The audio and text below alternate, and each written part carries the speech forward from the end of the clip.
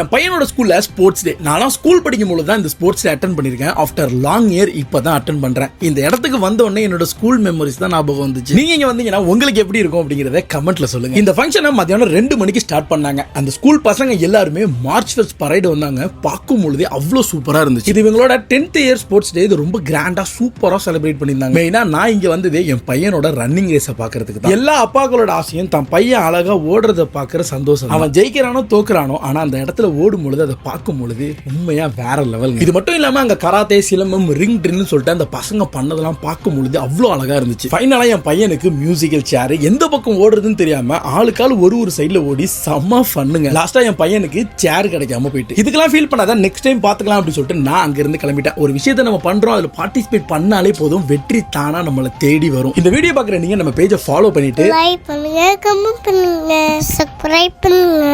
By by.